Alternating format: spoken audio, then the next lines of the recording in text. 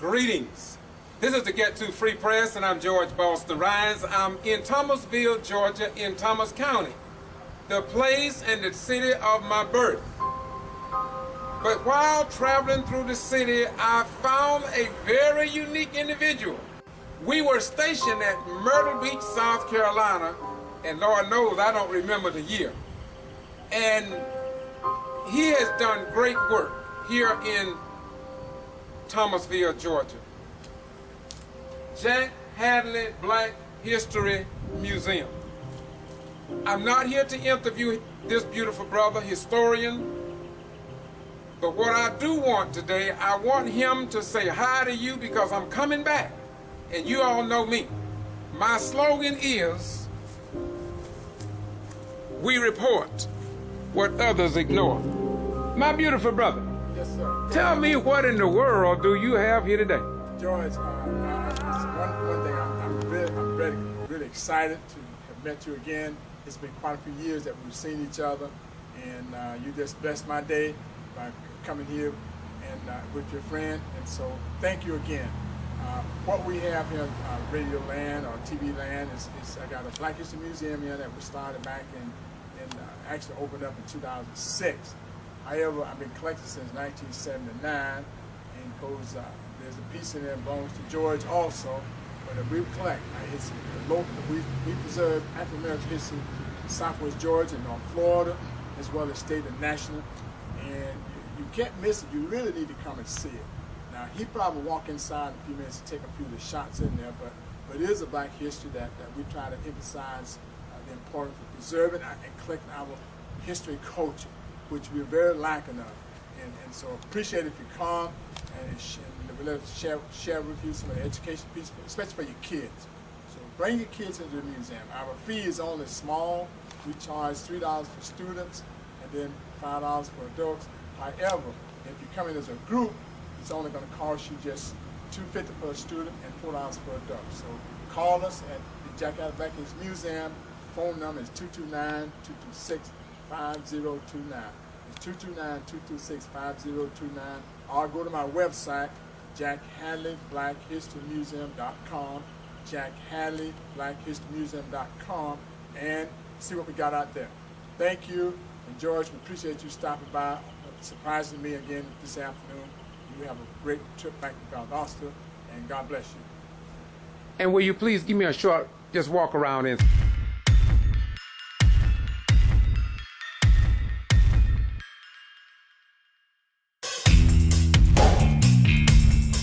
I have George Rhymes here with me here at the museum this afternoon. I'm just going to give him a quick review of what we got in the museum. We have in the museum here like a child wall here, first milestone wall. Those young people that actually have done some great things in the school system, they're the first ones to accomplish. That's the wall they show on. We got the signs and bench in this section back here. We highlight where in the far corner there we got first one guy out of Thomasville, Henry Colvin, that put the first monkey into space. Then we got African slavery section in here. We highlight how the slaves came ashore, got to sell anchor chains used on slaves back in 1848. We highlight there here. And so we just sort of, I always tell my guests that we're the lucky ones to make it over and tell the story, because there's been so much. You look on the slave ship right here, how it was brought over, and then you look on, here's a picture and say America, History, Unspoken Trust, but that's how slaves were brought over here, so we highlight that to let the young people know. The long road to the White House, it took slavery, it took Dr. Martin Luther King, blacks in government, to make it possible for President Barack Obama to be President of the United States, and we call the dreamers of a change, the long road to the White House. So that's the process we went through it. Here we got Dr. Martin Luther King, we tell about his story. We got blacks in government, we highlight all about this, how everybody in this room were trailblazers for President Barack Obama, and he's over there in the corner there watching over us, so we highlight about him. And so we got just different ones here in blacks in government, which are the trailblazers. Then we got military people here we highlight. So what I'm doing here is giving him sort of a short overview in this gallery one. I got two other galleries in here, with two more that we can take you through. But here's we're talking about the military people from the Revolutionary War to the current war we're fighting today. We highlight here the Tuskegee Airmen, the Buffalo Soldiers, We got the people the astronauts. We highlight those different ones in there. Tuskegee Airmen, Buffalo Soldiers, as I mentioned earlier. Then over here we got the Buffalo Soldiers. Buffalo Soldiers is the one that, along with Tuskegee Airmen, that they want that story told. And they play the reenact. Mostly got around what they call the Buffalo Soldiers Motorcycle Club that we have today. But these are the guys that went out Midwest in 1867, and they fought the Indians just to protect the white man that went out Midwest. But however, they were so famous. So General Cole Powell was out in Fort Leavenworth, Kansas back in 1981 as a one-star general, and General Cole Powell said, we need to do something. And so what they did was create the Buffalo Soldier Monument out of Fort Leavenworth, Kansas. And then Eddie Dixon, who sculpted the monument, he sculpted 50 bronze, and I got number 23 that was donated to the museum. Then we got Lieutenant Flipper here. Lieutenant Flipper was born a slave in Thomasville, Georgia in 1851.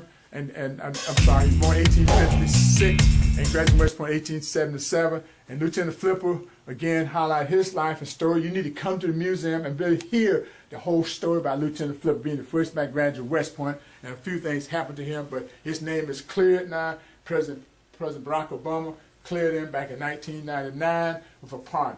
General Lloyd J. Austin, who's the second black to go to West Point from Thomasville, Georgia, and finished Thomasville High School in 1971.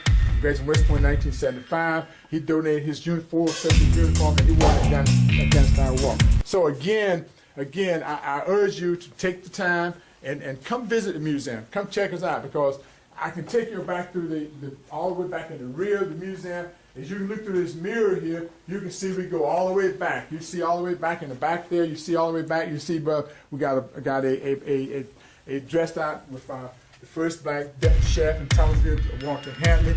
All the way back there, we show 2 jerseys in the rear gallery. So you got to come and see all of this stuff. So again, George, thank you again. I appreciate you sharing this with us. Okay, yes, have a great day. Mr. Hadley, before we go, I would like to ask you a couple questions. Number one, because I didn't get this. When I came in here and for the first time today, I looked around and I asked myself a question. I thought this was just it, my beautiful brother. I thought this was it. I really did. And then when we went through those doors there, I was amazed.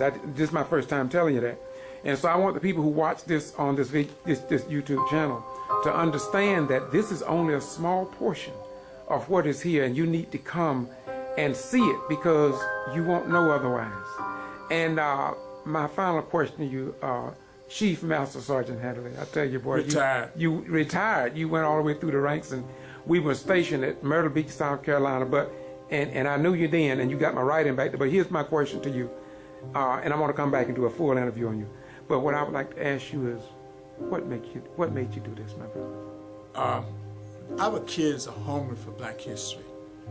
Even though the school systems teach them history at certain standards, but they need it. I watched the kids walk in the museum, and the first word they hollered in my mouth, wow, they never seen nothing like this before. So we're playing catch up with this museum. There's a lot of history.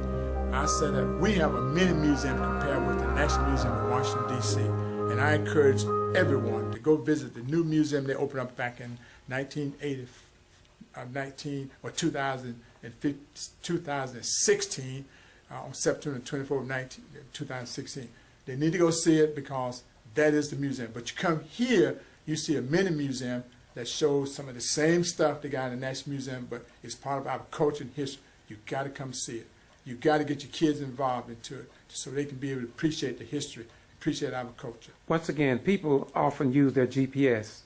How can they get here? What address can they get in? What phone number? To get to the museum, you put in your GPS, the Jack Hadley Black History Museum, 214 Alexander Street, Thomasville, Georgia, zip code 31792. Or call the museum at 229-226-5029. 229-226-5029. Or go to my website. My website is www.jackhadleyblackhistorymuseum.com. jackhadleyblackhistorymuseum.com. Guarantee you go to the website, it'll put you right here, tell you the time we open, Tuesday through Saturday from 10 to 5. And then on Saturdays, we open it from 11 to 4.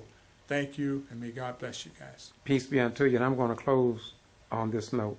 Somewhere I read Behold, how good and how pleasant it is for brethren to dwell together in unity. For it is like the precious ointment upon the head that ran down upon the beard, even Aaron's beard, as the dew of Hermon, and as dew that descended upon the mountains of Zion. For there the Lord commanded the blessings, even life forevermore. Peace be unto you, my beautiful brother. Peace, brother. Thank you. Thank you.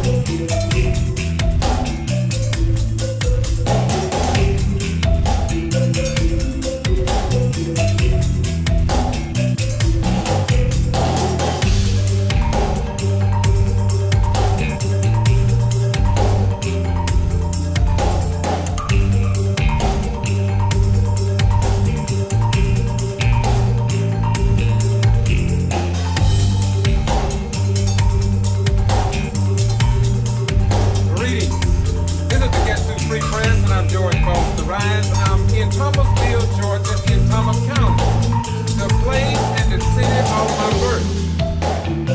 But while traveling through the city, I found a very unique individual. I have George Lyons here. I'm just going to give him a quick view of what we got in the museum. We have a museum here like a child wall with the first mouse on the wall. Those young people that actually the first one to accomplish, that's the wall they show on. We got the signs, where the water we got the first one guy out of Thomasville, and Kobe, the first one into space. Then we got African slavery section here. We how the slaves came ashore, got some anchor changes on slaves back in 1848. We highlight here.